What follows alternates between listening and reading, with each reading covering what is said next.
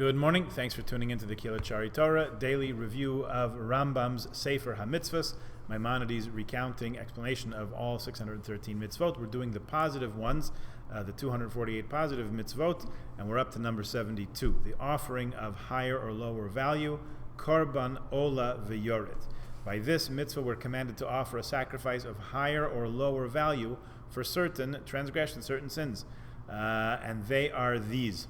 Ready for this? The transgressions for which this offering is required are defilement of the sanctuary or its sacred objects, an oath of utterance, and a false oath concerning testimony. If one has been made unclean by any of the avois hatuma, primary source of uncleanness, as discussed in order taharos, unintentionally enters the sanctuary, which would involve defiling the sanctuary, making it tameh.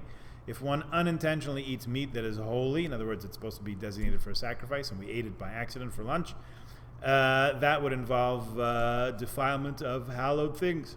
If one swears an oath of utterance and unintentionally fails to keep it, if one swears a false oath concerning testimony, either unintentionally or willfully, in each of these cases, one brings a korban ola v'yored. It has higher and lower value in accordance with the economic status of people, the affluent, the poor, and the destitute. And of course, one's status when they committed the transgression is taken into account as well. We'll just touch on one more briefly, which is the mitzvah of vidui, making confession. This mitzvah tells us to make an oral confession of sins that we have committed after we've repented from them. The form of confession is, "O God, I have sinned, I have committed iniquity, I have transgressed, and I have done such and such." We actually do say this on Yom Kippur.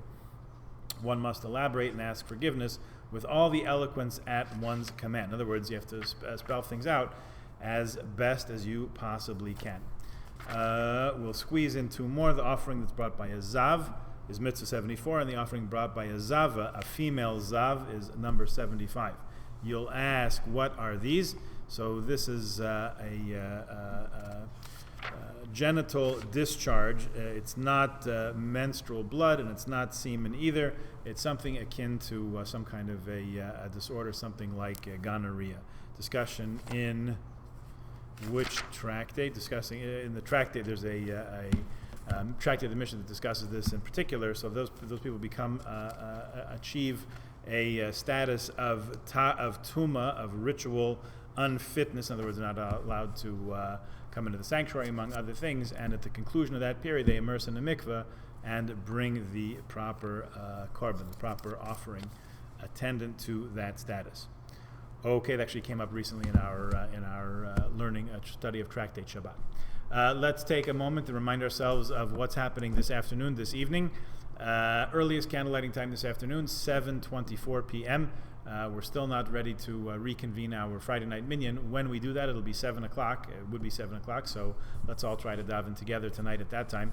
Actual candlelighting this evening, 8:42 p.m. We are holding a service tomorrow morning in Shul, beginning at 10 o'clock for Shabbat Rosh Chodesh. We have a lot to do. We have Hallel, we have a special Musaf that's mentioned in the Drasha, which you can see online, two Sifrei Torah, and so on. So we'll start at 10 o'clock, finish probably a little bit after 12 or so. Shabbat ends 9:53, and Zoom Havdalah will be 10:03. Please click on the link in your email to access that 10 minutes after the end of Shabbat. Have a wonderful Shabbos, a Guten Chodesh. Please God, all these days should be transformed into days of joy and gladness. All the best.